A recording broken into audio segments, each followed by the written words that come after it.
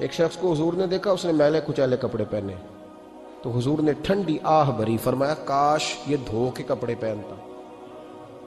ایک شخص کو دیکھا بال بکھرے ہیں، کنگھی نہیں کی، تو حضور فرمانے لگے کاش یہ کنگھی کر لیتا۔ نفاست پسند آدمی پہ نا بوجھ بنتا ہے۔ جو آدمی، آپ کو پتہ ہے کہ امام شافعی تو فرماتے ہیں جمعے والے دن غسل کرنا واجب ہے، ماتے غسل نہ کرے تو جمعہ ہی نہیں ہوگا۔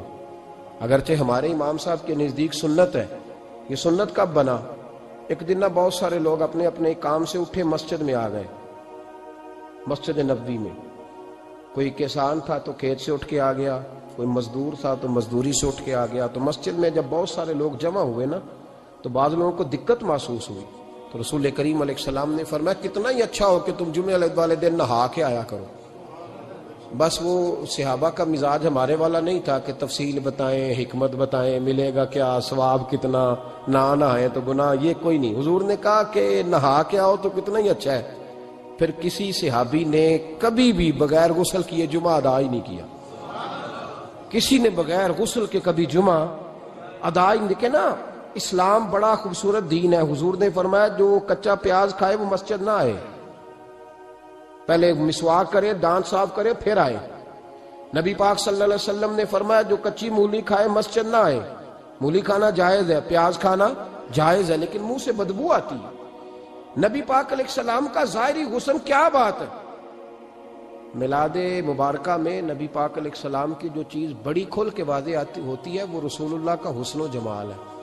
آپ کی والدہ سیدہ طیبہ طاہرہ حضرت سیدہ آمنہ رضی اللہ تعالیٰ، اماں جی کہتی ہیں کہ میرے محبوب جب میرے بطن اقدس میں آئے تو جو تکالیف عورتوں کو ہوتی ہے مجھے ان میں سے کوئی تکلیف بھی نہیں ہوئی، اور اماں جی کہتی ہیں مجھے کبھی کوئی ثقل، کوئی بوجھ محسوس نہیں ہوا، اور فرماتی ہیں کہ جو ولادت کے وقت لوگوں کو، عورتوں کو تکلیف ہوتی ہے مجھے وہ بھی نہیں ہوئی، اور فرماتی ہیں کہ نبی کریم علیہ السلام پیدا ہوئے تو ہمیں حضور علیہ السلام کی ناف کو کاٹنا نہیں پڑا، ناف بریدہ پیدا ہوئے، ختنہ شدہ پیدا ہوئے۔ آپ کو پتہ ہے عورتیں غسل دیتی ہیں بچے کو پیدا ہونے کے بعد، لیکن میرے محبوب نے سجدہ ہی کر لیا پیدا ہوتے ہی، امتی امتی کہتے ہوئے پیدا ہوئے۔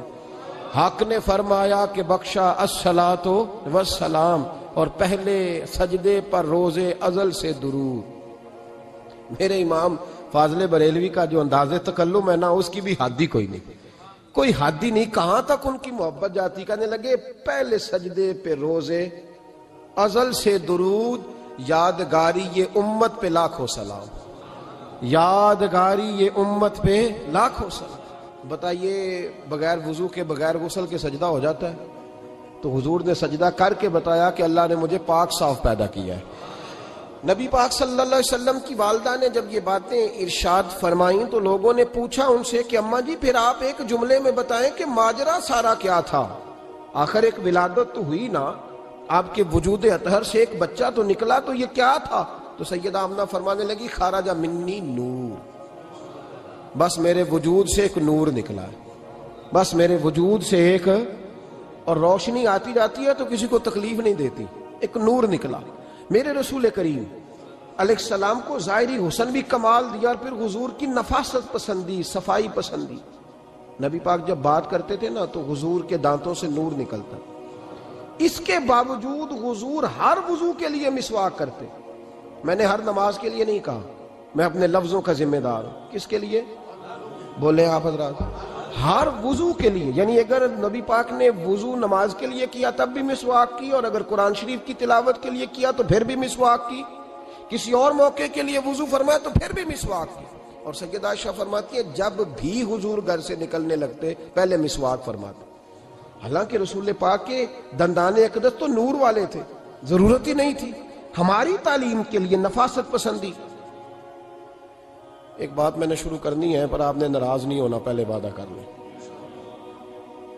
جڑے نہیں بولے انہوں نے کی ارادہ ہو جانا ہے، چلو ہو جائے، کوئی گل نہیں، خیر ہے، ہو جائیں آپ ناراض۔ نبی پاک نے بڑی مونچھیں نہیں پسند کی، حضور کو اچھی نہیں لگتی تھی۔ ایک بات پوچھتا ہوں آپ سے، یہ درد دل ہے میرا اور صرف سمجھانے کے لیے عرض کر رہا ہوں، کوئی تنقید نہیں، اللہ تعالیٰ مجھے نیت کا وضو عطا کرے۔ ایک بات بتانا، اگر بہو کھانا پکا کے لائے اور سالن سے بال نکل آئے تو پھر اس کا کیا حال ہوتا ہے؟ کئی تو بوڑھے پلیٹ اٹھا کے دیوار میں مارتے ہیں، ایسا ہی ہوتا ہے نا بھئی یہ کیا ہے؟ اور اگر کبھی روٹی سے نکل آئے تو بیوی صاحبہ کا کیا حال ہوتا ہے؟ یہ کوئی طریقہ ہے کھانا پکانے کا؟ اور اللہ تعالیٰ معاف کرے، اگر کبھی ہوٹل میں چلے جائیں امیر لوگ 15,000 کا ڈنر کرنے، تو وہاں کسی سالن کی پلیٹ سے بال نکل آئے تو پھر تو پیسے کیا دینے ہیں، پھر تو ان کو اور جرمانہ ہو جاتا ہے۔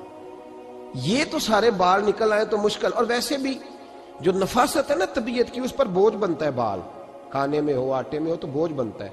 تو بڑی مونچھوں والا دوست بھائی بزرگ جب پانی پیے گا تو بال پانی میں جائیں گے کہ نہیں جائیں گے؟ حکیم اور ڈاکٹر کہتے ہیں کہ کینسر کے مرض کا خطرہ ہے۔ اب باقی بھی راضی نہ ہو، حضور نے بڑی مونچھیں بھی پسند نہیں کی اور چھوٹی داڑھی بھی پسند نہیں کی۔ حضور نے فرمایا داڑھیاں بڑھاؤ، مونچھوں کو پست کرو، مشرکین کی مخالفت کرو۔ اور ایک مقام پہ رسول پاک علیہ السلام نے یہاں تک فرمایا کہ جو مونچھیں پست نہیں کرتا وہ ہم میں سے ہے ہی نہیں۔ اتنے سخت لفظ۔ ایک صحابی تھے، آپ یقین کریں نا، کئی دفعہ دوستوں کو کہنا پڑتا ہے، اور کئی دفعہ نا مجھے محسوس ہوتا ہے کہ یار ہم روز ہی کہتے ہیں، لیکن کہتے پتہ کیوں ہے کہ بوجھ بنتا ہے وہ بندہ جو اس طرح کی تباہ کے ساتھ آتا ہے، جو حضور نے پسند نہیں کیا۔ ایک شخص نبی پاک کے سامنے آیا، قاضی عبدالدائم دائم صاحب نے لکھا ہے، بڑی خوبصورت بات لکھی ہے، کہنے لگے حضور کے سامنے وہ اکثر آیا کرتا تھا تو مونچھیں بڑی تھی، حالانکہ داڑھی بھی بڑی تھی، مونچھیں بھی بڑی تھی۔ 2-4 دفعہ حضور نے باتوں باتوں میں تات اللفظ سمجھایا۔ کچھ بندے نہیں سمجھتے، تات اللفظ سمجھاؤ یا بڑا کھول کھول کے سمجھاؤ پر بات سمجھنے کو تیار نہیں ہوتے۔ پتہ نہیں کیا ایسا حسن ہے بھئی، جو حسن نبی پاک نے پسند نہیں کیا وہ کبھی حسن ہو سکتا ہے، کبھی خوبصورتی ہو سکتی ہے؟ وہ کسی کا ذاتی کلچر تو ہو سکتا ہے پر دین کی تہذیب نہیں۔ نبی کریم علیہ السلام نے کئی دفعہ سمجھایا تو ان کی سمجھ میں بات نہ آئی۔ ایک دن وہ بیٹھے ہوئے تو حضور نے ایک صحابی سے فرمایا کینچی لاؤ۔ کہنے لگے میں سمجھ گیا کہ میرے ساتھ کچھ ہونے لگا ہے۔ ساتھ ہی حضور نے فرمایا ایک مسواک بھی لانا۔ کہنے لگے میں نے کہا بچت ہو گئی، میرے تو دانت صاف ہے۔ تو یہ شاید اس کی بات ہونے لگی ہے جس کے دانت بھی ٹھیک نہیں۔ دونوں چیزیں جب آ گئی نا تو حضور اٹھے اور نبی پاک نے مسواک ان کے ہونٹوں پہ رکھی، اسی سے آبی ہونٹوں کے اوپر مسواک رکھ کے تو اوپر سے حضور نے مونچھیں کاٹ لی۔ فرمایا یہ نہ ایسا کرو، یہ چیز مجھے پسند نہیں ہے۔ حضور نے نفاست پسندی کو، اب تو اللہ تعالیٰ خیر کرے ملانگ آ گئے مارکیٹ میں، ملانگ درویشی فقیری، ان کے پاس رش بھی زیادہ ہے، ان کے درباروں پہ بھی رش زیادہ ہے۔ جی کہتے ہیں حضرت صاحب درویش آدمی ہے، بھئی روٹی تو پورے ٹائم پہ کھاتا ہے، مونچھیں کٹوانے میں ہی درویش ہو گیا ہے، نہ بال کٹواتا ہے نہ مونچھیں کٹواتا ہے۔ یہ گرو نانک کی تعلیمات ہیں، یہ نبی پاک کی تعلیم نہیں۔ وجود کا کوئی بال نہ کٹوانا یہ سکھوں کا طریقہ ہے، مسلمانوں کا یہ انداز، یہ کدھر کی فقیری ہے؟ دین کوئی غلاظتوں والا معاذ اللہ کہ بابا کپڑے نہیں بدلتا، بابا غسل نہیں کرتا، بابا بال نہیں کٹواتا، بابا ہے پاگل ہے؟ قطعی طور پر کوئی فقیری نہیں، فقیری صرف وہ ہے جو میرے نبی نے کیا ہے۔ محمدی اسلامی چینل کو سپورٹ کیجیے۔